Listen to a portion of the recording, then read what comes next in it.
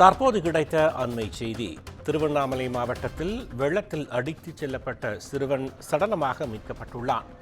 இது தொடர்பான தகவல்களை அளிப்பதற்காக செய்தியாளர் மணிகண்டன் இணைப்பில் இருக்கிறார். வணக்கம் மணிகண்டன். திருவண்ணாமலை மாவட்டத்தில் சிறுவன் சடலமா மீட்கப்பட்டது குறித்து விளக்கமா சொல்லுங்க.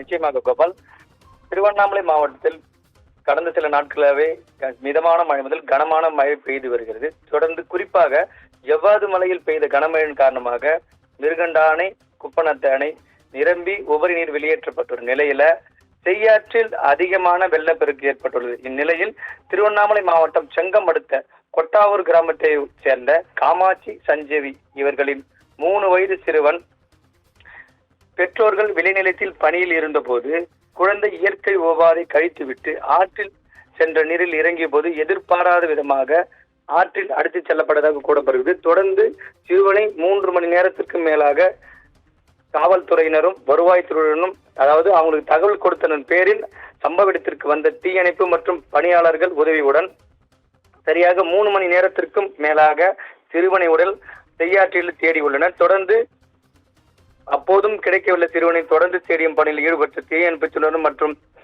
கிராம பொதுமக்களும் கரையோரமாக ஒதுங்கிய சிறுவனை சடலமாக மீட்டெடுத்து பெற்றோர்கள் முன்னிலையில், அதாவது கிராம மக்கள் முன்னிலையில் பெற்றோரிடம் ஒப்படைத்தனர்.